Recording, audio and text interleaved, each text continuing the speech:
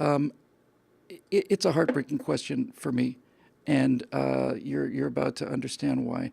Um, it comes from our friend Steve Darrow, and it reads this: a friend of mine is the cadet commanding officer of Air Force ROTC Detachment 805 at Texas A&M University.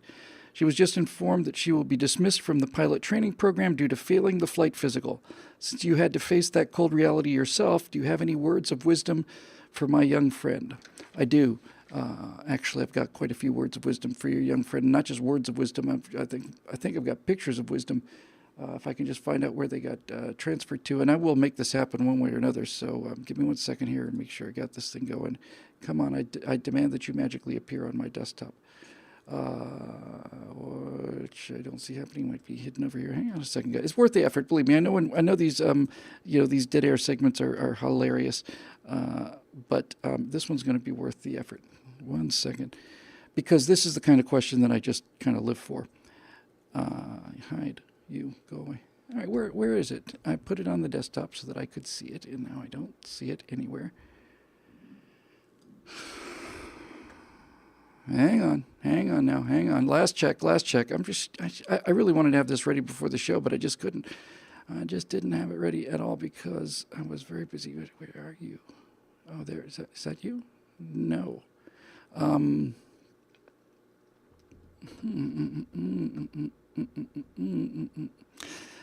Why isn't this? Why? I'm awful sorry, folks. I'm preparing to answer this question in a way that makes real sense because it's the kind of question that really deserves an answer. And for the life of me, I do not know why this movie that I keep trying to copy and bring into the show is not coming in. And if it, oh, there it is. Hang on now. Hold on. There it is. Okay. Sorry about that. So let's just put you right there.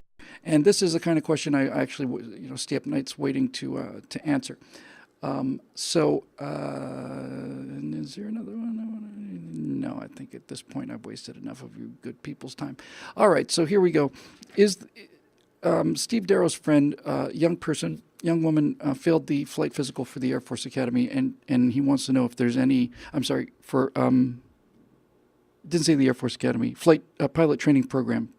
And she's heartbroken, and so am I. I'm not only just heartbroken for me. I'm heartbroken for you. I know how awful that feeling is. It's awful to lose a dream that you've been working for a long time. I suppose that's true for just about any occupation or anything, but I have a strange sensation. I can't put my finger on it that it's different for pilots, for people that want to be pilots. I think there's something about it. I'm going to assume if she's, I wish I had her name, if she's as crushed as I was, that she's the kind of person that could never have an airplane go overhead, or you just have to look. You have to look. Is there a plane overhead? What is it? Yeah, something landing? Yeah, I'm going to watch this. So there is something I can do about this, and hopefully this will help.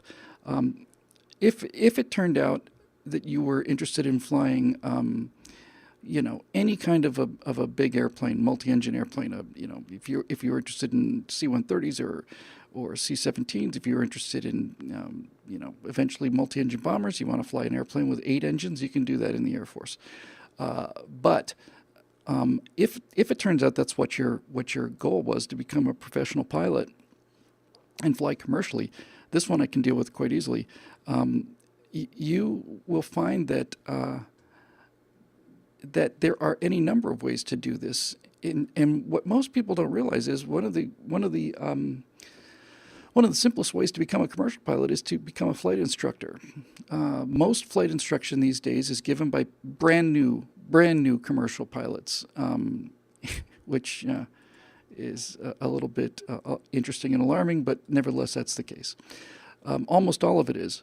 So you can, for the love of God,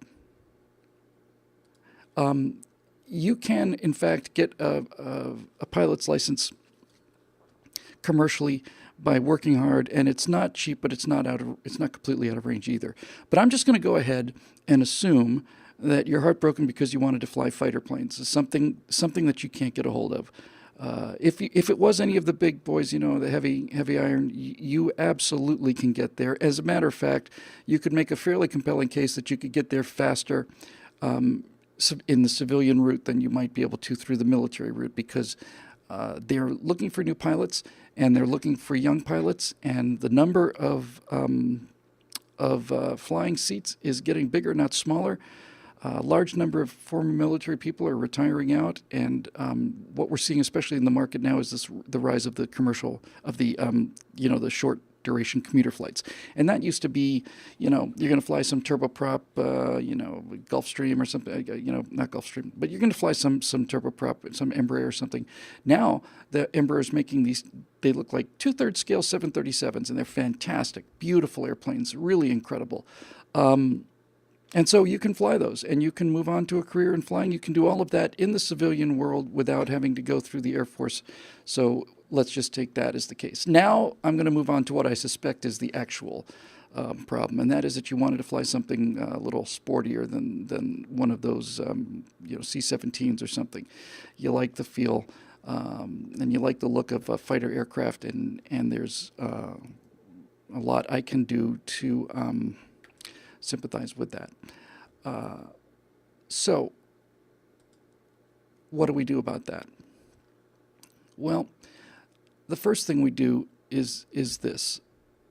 I'm just going to give you this as an example just to get you an idea of where we're going with this. If you wanted to be a professional basketball player and you wanted to play in the NBA, and you were tall but maybe not quite as tall as you needed to be, or for whatever reason you just didn't make it, you have to ask yourself, what is it about playing in the NBA that you really liked? Was it the adoration, and was it the money? Was it the lights, or was it playing basketball? What was it? Because if it turns out you were rejected for the NBA, but your love is playing basketball, then you can play basketball. You can play competitive basketball at a very high level out in the world. You can there are some amateur leagues, there's this kind of thing. Certainly in baseball, there are these minor league teams. If you wanted to, that's a better example. Let's say you wanted to be a baseball player and you just didn't make it in the pros. There are so many different leagues that are available, so many small town teams and so on. So if you wanted to play baseball because you like playing baseball, you're going to be okay. If you want to play baseball because you want to be under the lights and have thousands of millions of adoring fans, then you're going to have to. That's a little tougher. You're going to have to figure out a way to play baseball and do something that gets you that, because if you can't put them together. But I'm going to assume you want to play baseball, so I'm going to assume that means that you want to fly high performance aircraft that are not the kind of puddle jumpers we were in. So I got rejected for the Air Force Academy, and after 2 months, when I calmed down a little bit, I decided, all right, I'm just going to go get some flight training. So I booked an hour in a Cessna 172, and that was not what I had in mind at all. It was slow, and you sat in a chair, and you had a door, and you didn't have a stick at a steering wheel, and the throttle was this knob over here, and and it smelled kind of like puke, and it was not what I thought. And you have this propeller out there, I don't know. So what do? Well, I can tell you what I did, and it took me a while. I realized that what I wanted to do was fly, and I wanted to fly high-performance aircraft, and I liked the feel, and I liked the look of it, and I especially liked the kind of people that you meet doing that. I liked the ethics of it. I liked all the professionalism, all of that. So I decided to get as close to that in civilian world as I possibly can. Now, the first thing I did was take up gliding, soaring. If you look at a sailplane, even the instructional sailplanes, I went out there finally after having done 1 or 2 lessons in a Cessna. I just said, this isn't what I had in mind. I just gave up on it. And then almost by accident, I bought a ride for 2 people, and my friend from Chicago didn't want to go, so I asked her if I guess I'm going to have to take the high performance flight. And they put me in the front seat of a Grobe 103. And And just walking out to the glider, it looked like a fighter plane. You know, the beautiful canopy curve, you got that nice line on the nose. The main thing is you got no propeller. You don't have to look at a propeller because it doesn't have one. And I got in this thing and they opened the canopy. So instead of me getting into an airplane like you do on most, virtually all general aviation airplanes, where you kind of climb up on the wing and you open the door and you slide in and sit down, this guy just reached over and opened the canopy. And I look inside this aircraft and I see very narrow. It's tandem, so it's not wide. That's another reason why it doesn't feel like a fighter, is because, you just, fighter jets, you don't sit side by side unless you're a Sukhoi 35 or something like that. I sat in this thing and I got into the seat and I realized I'm reclining at an angle here, and instead of a typical commercial seat belt with a shoulder strap, I've got a 5-point harness here, and I'm looking around and I say, okay, there's a stick right here, and it's not a steering wheel, it's an actual stick. And over here where the throttle should be on my left, there are dive brakes, speed brakes, which allow you to increase your dive angle and so on. And we took off, and we got up to 4,000 or 5,000 feet above the ground, and then the guy said, do you want to make this as fun as possible, or do you want to make it as long as possible? And I said, I'm going to go with the fun on this one. The next thing I know, we're practically inverted. We're in a beautiful big turning chandelle where we're pulling probably 2 Gs around the corner here. And as we get to the top of the thing and just up to the top, we're just coming over the top, we're absolutely weightless for just a second or two. You just get 0 Gs there. And the guy rolls this thing out and starts putting this aircraft through maneuvers. And I was flabbergasted. I was flabbergasted on the drive home. I didn't have time to be flabbergasted while I was in the aircraft, because while I was in the aircraft, I was so flabbergasted I couldn't be flabbergasted. And that's a hell of a word, isn't it, flabbergasted? Next thing I know, we're pulling 2 or 3 G turns, and this guy's doing loops and all this other stuff. And then down on the ground, we see this construction crew, and this guy goes, they really like it when we give them a little show. So he just rolled in there like he's rolling on a target. Next thing I know, we're on the deck at probably 140 knots. It's pretty quick when you're at 50, 60 feet. And we don't make any noise. You can't hear us coming. You can hear a whistle when we go by, and we're zooming past these guys, and then came really hard on the stick, and probably 4 Gs into the pull-up, rolled it over and came back and landed. And I was done. I was like, okay, this is it. This is not exactly what I had in mind, but it's good. It's very, very good. And this is available for just about anybody, but there is a step even after that. I actually cannot believe I'm actually saying this out loud, but it's true. I've actually owned 2 aircraft, and one of them is the current one I have, which is a Long Izzy, and I still co-own half of a neat little airplane called the Sky Arrow. So this one should be a little easier because it's not a movie. Where are you, Sky Arrow? It's a beautiful little airplane. This airplane cost about $60,000. Now, $60,000 is a lot of money. It's not a joke, but it's achievable money. If you work hard and you save and you really decide that this is something you want to do, $60,000, you can get to $60,000. And for $60,000, the 2 of us went in on this airplane called the Sky Arrow. And why did I like the Sky Arrow? Well, I'll show you. As soon as I can find a picture of the damn Sky Arrow, I will show you why I like the Sky Arrow so much. There we go. Okay, so here's the first airplane that I owned, and I'm going to put this here, and it's going to show up wherever the hell it wants to.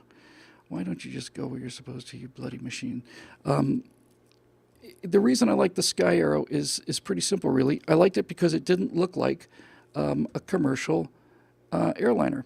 Rather, a general aviation airplane. I've finally got my act together here, gang. I know it's taken us forever. So here we go. Let's do some audiovisual with this and wrap this up a little more dramatically. So the first airplane I ever owned was this one right here, and I love it. And here it is. I should probably put the audio on there too. Such sophisticated software we have here. Okay, so here we go. Here's the first airplane I ever owned. It's the Sky Arrow. And this airplane cost $60,000 used, had about 150 hours on it. But, I mean, you look at this thing. Now, I should tell you right off the bat, friend of Stephen Darrow, that this aircraft, although it looks incredibly sleek, and it is incredibly sleek and fun to fly, has got on the back there a lawnmower engine, I'm pretty sure. And this airplane is the slowest airplane in the sky. This airplane's slower than Christmas. You just cannot imagine that this thing, when it's doing 90 knots, 80 knots, 90 knots, I don't think I've ever seen it in 90 knots. I've seen it cruising at 80, which is about as fast as somebody who's speeding down the road. It's almost 90 miles an hour, somewhere in that general vicinity. But with all of that said, I mean, just look at that thing. I just walked out to that. I saw this airplane in a magazine in 1999 or something like that, somewhere around there. And I saw it, and I just said, I just have to have one of these things. And I watched, I kept thinking about it, and I kept thinking about it and visualizing it, and I never got my eye off the ball. And I looked at this thing, and I finally just said, okay, I can do it. I used to go to this, there was a restaurant at Van Nuys, I guess it's still there. It's a terrible restaurant, 94th Aero Squadron, cool idea, terrible food. And I just would sit there when I had no money at all, and I would sit there and imagine, all right, one of these days I'm going to come taxiing past where I am now. I'm going to be on the other side of this chain link fence, and I'm going to taxi past, and I am going to be flying that airplane. And I just never let it go. And since I didn't let it go, it didn't get lost. And eventually in 2005, I guess, maybe 2006, I was able to purchase one of these aircraft, and I love it. And I put, I put something like 600 or 700 flight hours on this airplane, something like that. That's a lot of flight time, especially when you're going that slow. But who cares about how slow you're going? Because I was actually low to the ground. I was flying fast, and I had a stick where the stick should be, at a throttle where the throttle should be, and you could crank it around a turn. You just do a heavily banked turn, and it's great. And when you're flying out in the middle of nowhere, like between Los Angeles and Phoenix, for example, there's a lot of desert out there, and when I was sure, see, because I'm a glider pilot, so I never go any place. I never take the airplane any place where it cannot make an emergency landing that both the airplane and I will survive. I just don't go into those. I just don't go there. If the terrain is really bad, I go really high, and if I'm going to go low, then it's got to be like immediately landable terrain. So, for example, flying out to Phoenix, I'll just put her back up there because it's prettier to look at than I am, certainly. Flying out to Tucson several times in this airplane, I would get down to 15 or 20 feet above the deck. It was a alluvial plane. It was basically hard-packed sand, and this airplane at 40 knots, you can land this airplane in 200-300 feet. I could land this on a football field without any trouble whatsoever. And we were just rocking and rolling, and I'm making jet engine noises in my headphones, and that was pretty good. In fact, it was very good. And every time I'd walk out to that airplane and had it tied down for a while and had it in a hangar for a while, every time I'd look at it, I would just see it, and I'd just go, man, I can't believe it. It's magical. It's like I put Christmas tree lights in the hangar you can see over the left there. I couldn't believe it. So what was I doing? Well, I wasn't flying jets for the Air Force. That's absolutely certain. And I wasn't flying through the air at 450 knots, and I sure as hell wasn't getting shot at. But what was it I wanted from flying for the Air Force? I wanted to fly. I wanted to fly airplanes. I wanted to fly in combat too. I was, I had a lot of time in flight sims, and very luckily for our friend Foghorn here, Viper Check, the vision on my left eye wasn't good enough, because if it had been good enough, I would have shot every single one of you bastards down, and it would have been easy. So you got that, and that was really, that was really more than I could ask for. And then I realized that there was something even more than this. Is that what I want? No, that is not what I want. Okay. Well, I'm going to play this even though it's not what I want. Okay, so here we go. So after 7-8 years, because I'm tired of making you guys wait for things, after 7 or 8 years of flying the Sky Arrow and having a great time, I decided finally I was coming back. I needed to go faster. I was almost doing 30, 40 miles an hour over the ground flying through the Banning Pass. And I decided I wanted something faster. So Stephen, if she's still listening after all of this jaw flapping, show her this.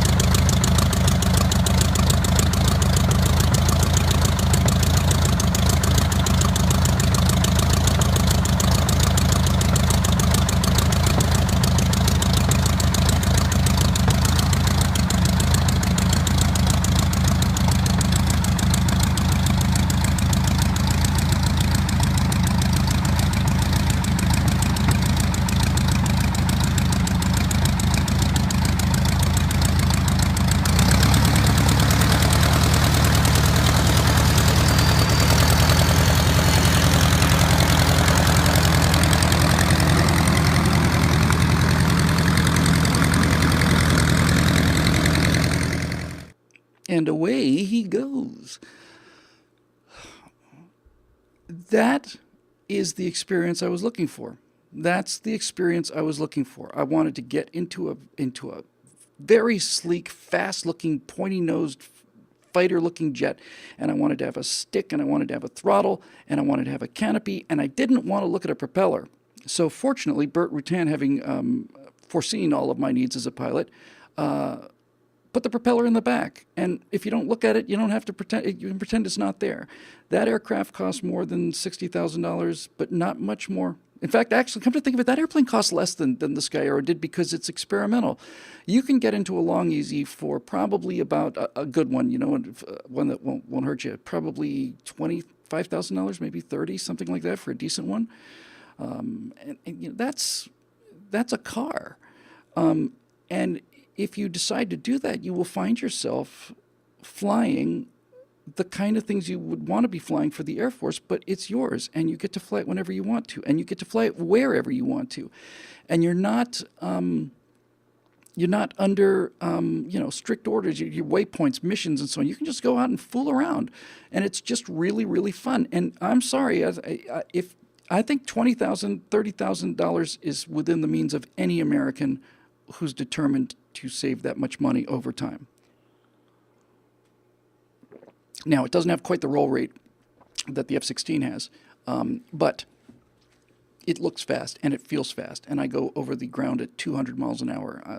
The places that used to take me 5 hours to drive to, I can now get there in just over an hour, and it's cool. Now, finally, if you're feeling better, hopefully you are feeling better, there's something that might make you feel even better. I just grab the first one I can, and this is...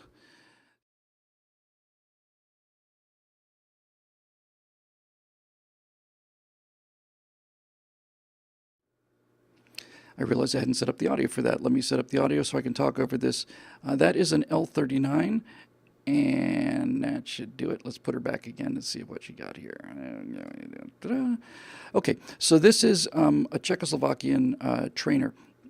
It's a Russian trainer, but most of them were built in Czechoslovakia. And this is basically the equivalent of kind of a mix between the Tweety Bird and the T-38 Talon. It's probably a 350 knot aircraft, 400 knots on, if you get up high. Now, I've ridden in the back seat of that aircraft, not that exact aircraft, but one virtually identical to it. And when the canopy comes down on that baby and you feel the air conditioning kick in and the pressurization kick in, you go, oh, okay. And then that jet engine sound starts and you taxi out, and the suspension is just very rock solid. Trainers need really good landing gear because students slam them down. The L-39 costs, depending on how nice a one you want, a real nice one is probably $250,000 maybe, something like that. I'm going to say it's in that general neighborhood, and I'll do another one for you just because it's so cool. And I know several people that own one of these, and I could own one, and I expect to someday, although there may be other choices I like better. So now we're talking about a fair amount of money, but let me see here. Come on. Yes. Okay, so here's another picture, and this might as well have been me. That's an L-39 over the Mojave Desert. It looks like the Mojave Desert to me anyway. And if that's not close enough for you, then I'm sorry. That's life, right? That's as close as you're going to get. But look at that thing. I mean, that is within range. That's not even a house. In Los Angeles. It's not even a down payment on some houses out here. It's some of them you can get for, I don't know. I've seen them for $100,000, and again, that's not cheap, and they're much more expensive to maintain and fly. This thing is a gas hog. This is the kind of airplane where you can watch and just look at the fuel gauge and watch it go down in real time. Just watch this thing online. But we have taken that thing down on the deck, and I've done 300 knots at 50 feet. And if that's not what you're looking for, then I don't know what you're looking for. Because I'm here to tell you, friend of Steve Darrow, that when you're in the back seat of that, and after I'm within probably 20 hours of 1,000 flight hours, if you don't think that is flying as close to the fighter world as you can, that's pretty good. I've seen footage of who was it? Might have been maybe it was Portugal or somebody, and they were doing training, and there was two F-16s and an L-39. The L-39 is not a match for the F-16, and if you watch the L-39s do an air show, Breitling does a terrific air show with L-39s. They're impressive and they're fast, but they're not like the F-16. The F-16 comes by and you just stunning. But there you go, right? So you can't always get what you want, and but if you try, sometimes you get what you need, and that's basically it. You can get closer than you think right now, and you can probably do it faster than you think. So my final advice to you would be simply this: understand what it is you want from that pilot flight training experience. What did you want? It took me a long time. It took me 20 years to figure out what I wanted. And what I wanted to fly in an airplane that performed and felt like a fighter. I wanted a canopy, and I wanted a stick, and I want to look at a propeller and all of it. So I found gliders. Then I found the Sky. Then I found the Long Easy. Then I found the L-39. And as I get older and older and wiser, these things become more within reach. The ultimate airplane for me is a Viper jet. Yes, I'm going to go look, since you asked. Because to me, and I think probably most pilots can connect to what I'm going to say here. I think most pilots, no matter how much money you have or don't have or whatever, have a sense of what is the end airplane. What is it? What is the end airplane? The end airplane simply means the aircraft at which point you are as happy as you possibly can be, and there's nothing going to catch up to that. That's it. And for me, it's this Viper jet, which I think is still downloading. Hey, baby. How are you? Here you go. Here we go. So this is also available for sale, believe it or not. And hang on, I wasn't as prepared for this as I should be, but nevertheless. Now, you want to really have a heart attack and something cool, take a look at this. This will blow your mind.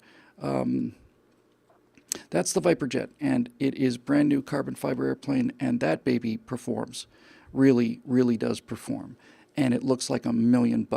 And it looks like $1 million, but it only costs $500,000, maybe a little less. They didn't make a lot of them. They're kit built, and not many of them are finished, but good Lord, that is a beautiful airplane. And that could be you in the front seat of that. I know you feel like it isn't, and it can't be, that you missed your chance, but it's not true.